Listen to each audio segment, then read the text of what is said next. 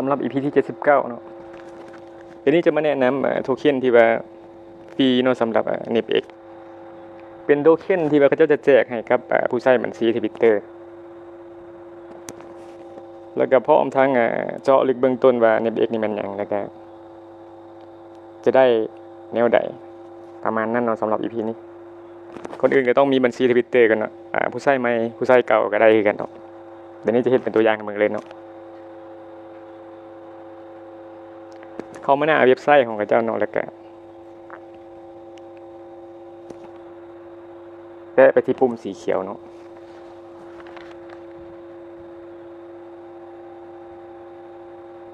เดี๋ยวนี้จะเฮ็ดไปนำเลยเนาะเพื่อให้มันเข้าใจง่าย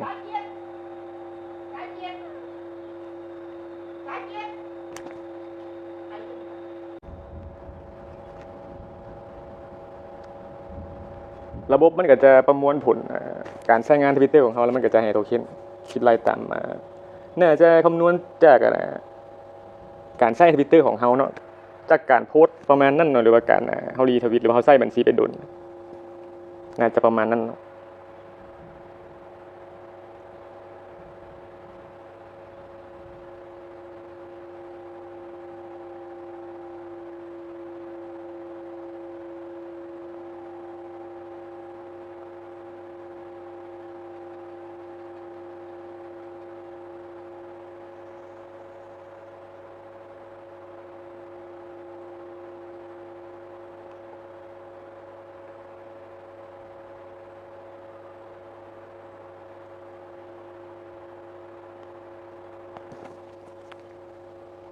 สำหรับบัญชีนี้ได้อยู่ที่3,184 โทเค็นเนาะแล้วก็เฮามาเฮ็ดหน้างานเนาะเพื่อจะได้โทเค็นเพิ่มเนาะในการเฮ็ด Airdrop เขาเจ้าเนาะไปที่ปุ่มที่คำว่าอื่นมันก็จะมีหน้างานแนวเฮ็ดเนาะปัจจุบันนี้อยู่ที่ 95% แล้วเนาะ Airdrop หลังจากครบ 100% แล้วเขาเจ้าก็จะเบิดกำหนดเนาะในการให้ Airdrop สำหรับผู้ที่ใช้บัญชี Twitter เนาะแล้วก็โทเค็นตัวนี้อนาคตเขาจะผูกกับบัญชี Twitter เนาะเดี๋ยวเขาจะมาเจาะลึกเบื้องต้นหน้างานก็คือเฮาล็อกอินแต่ละมื้อเนาะแล้วก็2มาก็คือ connect กับบัญชี OKX แล้วก็บัญชีของget.io เนาะของนี่ใช้2บัญชีเลยก็เลยconnect เบิด2เนาะก็จะได้อยู่ 2,000 โทเค็นวิธีรับโทเค็นแล้วก็วิธีที่3ก็เซิร์ชหมู่เนาะเซิร์ชหมู่เข้าหัวมันก็จะได้จากเขาเจ้า 20% เนาะแล้วก็3คนก็จะได้ 2,000 เนาะ5คนจะได้ 4,000 ตามลำดับนั่นแหละเนาะโอเคสำหรับหน้าที่หน้างานที่ว่าทับ Adobe ก็มีประมาณนี้เนาะวันนี้เฮามาเบิ่งว่า NEPX มันแม่นหยังเนาะทีนี้จะอธิบายแต่ตัวมันสำคัญเนาะอย่างเช่นว่าโทเค็นซัพพลายเท่าใดแล้วก็ระบบเป็นแนวใดแล้วก็ NEPX นี่มันหยังเนาะจุดเด่นมันหยังจะอธิบายให้มันเข้าใจง่ายเนาะ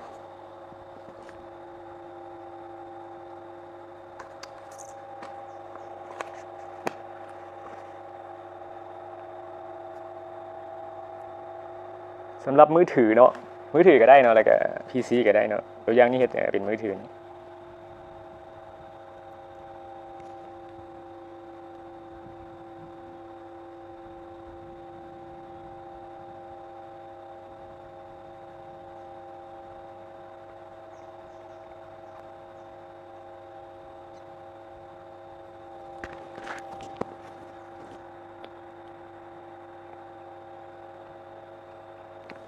ลักๆ NEPX นี่เขาเจ้าเป็น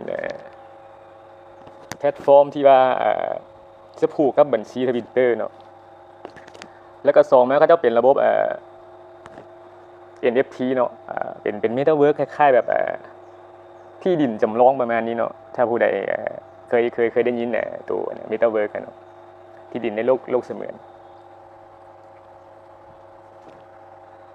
แล้วก็โทเค็นนี่สร้างจากแพลตฟอร์ม Solana เนาะสำหรับ NEPX เดี๋ยวเขาจะมาอธิบายตัว NFT เนาะแล้วก็ซัพพลายของมัน น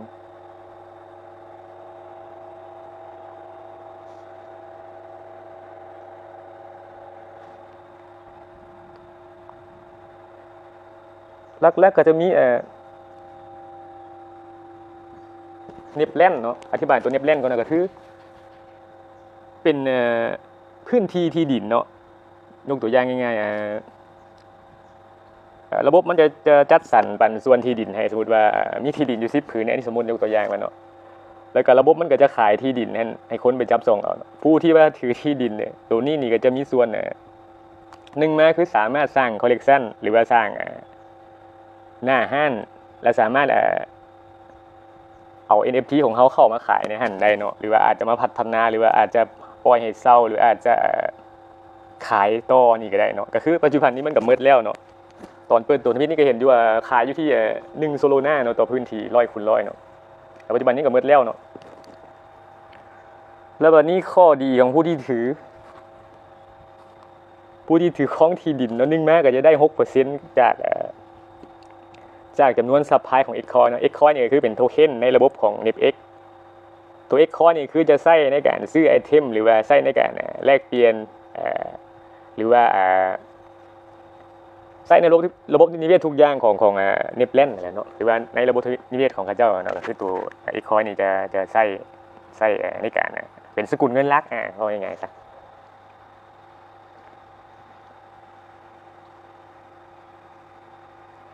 เดี๋ยวแจ้งหัวข้อตัวนี้เนาะผู้ที่ถือNeplandนี่ก็คือสามารถปล่อยกู้ได้เนาะหรือว่าวางเดิมพันสเต็กนั่นแหละเนาะแล้วก็สามารถสร้าง NFT ได้ในรูปแบบ 2D และก็ 3D เนาะก็คือเขาเป็นเจ้าของพื้นที่ดินในส่วนหนึ่งเนาะก็สามารถเฮ็ดห้างขายของอย่างประมาณนั้นเนาะแล้ววันนี้เบิ่งซัพพลายของNEPX เนาะและการจัดสรรโทเค็นของกระเจ้า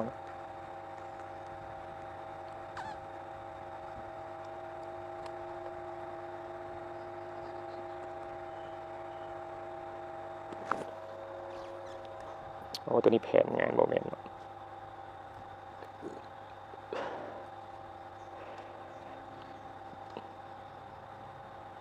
โอเคบุญเป็นยังเนาะเดี๋ยวนี้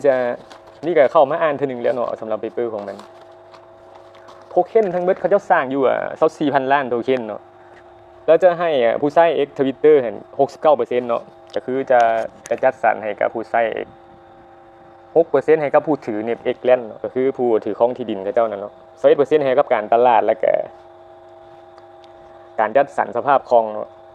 แล้วก็ 4% ให้กับชุมชนจังเช่นว่าให้เป็นแรงจูงใจสำหรับชุมชนผู้ที่ว่าเอาไปโปรโมทหรืออย่างเดียวประมาณนั้นเนาะ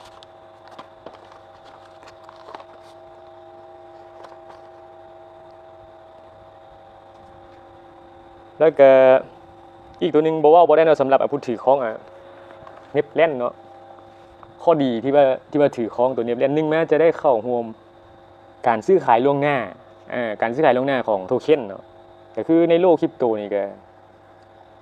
ตัวสำคัญก็คือเข้าถึงโทเค็นก่อนที่มันจะเข้าตลาดนั่นแหละนะถ้าผู้ใดถือของได้ก่อนก็มีสิทธิ์ที่ว่าจะเก็งกำไรจากตัวนี้เนาะสำหรับผู้ถือของที่ดินหรือว่าผู้ถือของเน็บแลนด์ก็จะได้เข้าถึงได้ก่อนเนาะสองมาคือสร้างเกมซื้อขายล่วงหน้าประมาณนั้นนะคือสร้างคอลเลกชันของตัวเองหรือว่าสร้างหน้าห้างของตัวเองสามารถจะสร้างเกมหรือว่าสร้าง NFT หรือว่าสร้างอย่างก็ได้ในรูปแบบของ NFT เนาะเราไปวางขายในห้างเนาะในที่ดินของเจ้าของห้างเนาะย้ำเนาะก็คือต้องเป็นรูปแบบ NFT เนาะก็คือเป็นผลงานที่มีสิ้นเดียวเนาะจะสิสร้างอย่างเข้าไปขายเนี่ยก็ได้เนาะอย่างเช่นเป็นรูปหรือว่าสร้างไอเทมสร้างอย่างก็ได้เนาะสำหรับผู้ที่ว่าถือของที่ดินผู้ที่เป็นเจ้าของที่ดินนี่แหละเนาะตัวนี้เองก็บ่ทันเนาะที่ว่าเขาเจ้ามีการซื้อขายลงเนี่ยก็โดนแล้วนี่เขามาเห็นกันตัวอย่างนี่เนาะที่ว่าเขาเจ้าจะให้ตัวซอสโค้ดรูปแบบซอสโค้ดที่ว่าจะเอาไปวางในหลังบ้านที่มันมาโชว์หน้าห้างเท่านั้นรูปแบบ2 มิติแล้วก็3 มิติเลยจะเป็นคอลเลกชันแบบนี้เนาะอันนี้เป็นตัวอย่างของกระเจ้าเนาะ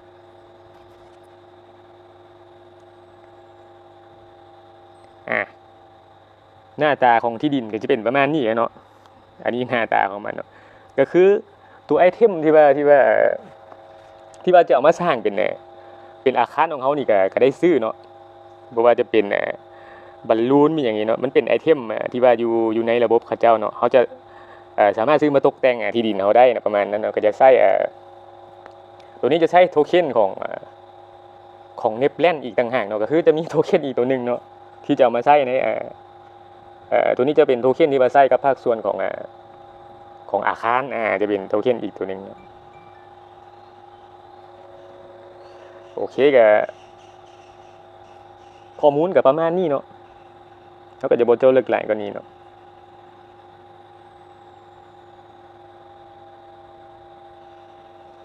แล้วบัดนี้การซื้อขายลงหน้านี่ซื้อใส่ก็คือซื้ออยู่ใน CEX ของเขาเจ้าเนาะเขาเจ้าก็จะเป็นแพลตฟอร์มที่ว่าซื้อขายแลกเปลี่ยนพร้อมมาเป็นตลาดพร้อมเนาะเดี๋ยวเขาจะเบิ่งหน้าตาของตลาดของ CEX เขาเจ้าเนาะภาพรวมก็ค่อนข้างโอเคเนาะมันก็ใหญ่ดีเหรียญตัวนี้ก็มากขึ้นการที่ว่าไปผูกกับบัญชี X นี่อาจจะเป็นคล้ายๆกับ Telegram หรือบ่มันจะใช้จะผูก5ทิศเลยหรือบ่หรือว่าจะแยกส่วนหรือว่าจะใช้X Twitter นี่ในการส่งโทเค็นหรือว่าส่งธุรกรรมการเงินโดยที่ว่าผ่าน X นี่หรือบ่เนาะอันนี้ก็ท่าเบิ่งเนาะถ้าเป็นรูปแบบคล้ายๆ Telegram นี่ก็น่าจะไปได้ไกลเนาะสำหรับตัวนี้ว่าเนาะถ้าว่าเป็นรูปแบบคล้ายๆ Telegram เนาะตัวนี้ใช้เช่นของ Solana เนาะสำหรับXcoin เนาะ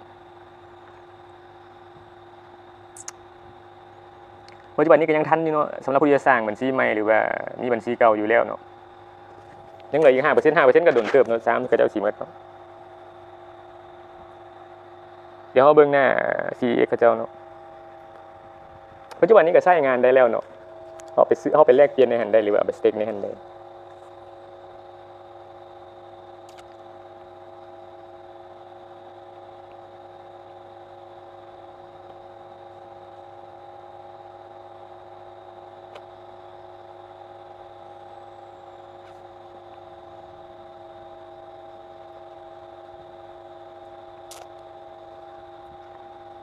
ที่หน้าตามันเป็นประมาณนี้เนาะทีนี้ก็ลงทะเบียนแล้วเนาะแต่ยังบ่ให้ลองเข้าใส่เบิ่งเพราะว่าบ่ได้ตัวนี้เองบ่ได้ถือโทเค็น Solana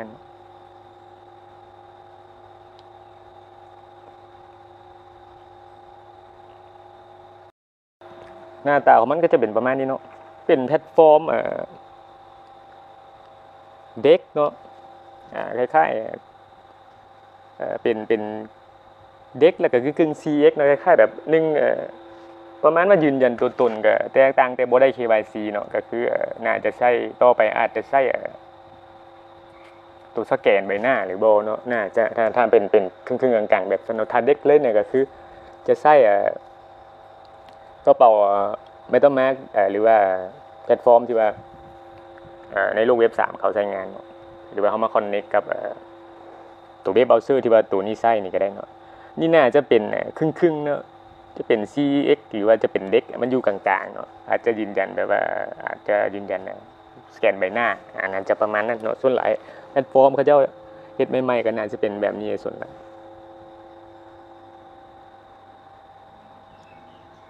ข้อดีของแพลตฟอร์มแบบนี้ก็คือ1มาเฮาบ่ต้องยืนยันตัวตนอย่างเช่นที่ใช้พาสปอร์ตหรือบัตรประจำตัวเนาะบ่ต้องให้ข้อมูลส่วนตัวหลายแต่ก็คือข้อดีแล้วแลกเปลี่ยนก็ไว้เนาะง่ายธุรกรรมจะผ่านบล็อกเชนอย่างเดียวเนาะแต่จะใช้กระเป๋าทางนอกมาคอนเนคเข้ามา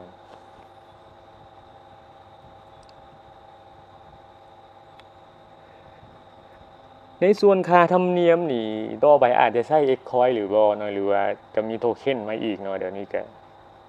ถ้ามีหยังคืบหน้านี่ก็จะมาอัปเดตอีกเนาะหรือว่าจะใช้เป็นของXcoin เลยหรือบ่เนาะหรือว่าจะเก็บค่าธรรมเนียมจากสายโซ่ที่ว่าเขาคอนเนคเข้ามาหรือบ่เดี๋ยวนี้ก็จะ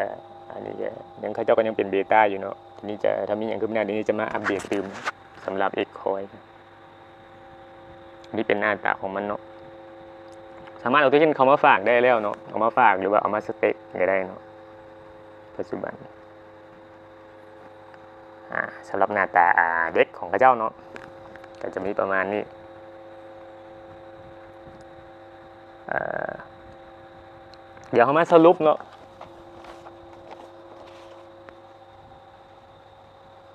Xcoin เนี่ยคือเป็นเหรียญที่ว่าจะผูกกับบัญชี Twitter เนาะก็คือเขาเจ้าจากนี้อ่านเปเปอร์เนาะก็คือเขาเจ้าว่าแน่นอนแหละที่จะไปผูกกับX Tweet เนาะก็คือว่าเป็นโทเค็นที่ว่าจะไปผูกในหันเนาะ2แม้เขาเจ้าเป็นแพลตฟอร์มที่ว่ามีบอลแลกเปลี่ยนของตัวเองเนาะแล้วก็เป็นMetaverse เป็น NFT เนาะสามารถให้ผู้ที่ถือครองที่ดินนั้นสร้างคอลเลกชันเป็นของตัวเองได้เนาะแล้วก็สำคัญไฮไลท์ในคลิปเนี่ยคือ AirDrop เนาะเหรียญฟรีนั่นแหละเนาะสำหรับผู้ที่ใช้บัญชี X Twitter เนาะสำหรับคลิปนี้ก็มีประมาณนี้เนาะผิดพลาดประการใดก็ขอโทษขออภัยเนาะสำหรับผู้ใดมีความคิดเห็นตื่มก็คอมเมนต์มาเนาะแล้วก็ภาพรวมก็สำหรับเหรียญนี้ก็โอเคเนาะสำหรับถ้าว่ามันเป็นรูปแบบคล้ายๆTelegram นี่น่าสิไปได้ไกลเนาะเนื่องจาก X เองก็ใหญ่เนาะสำหรับคลิปนี้ก็สบายดี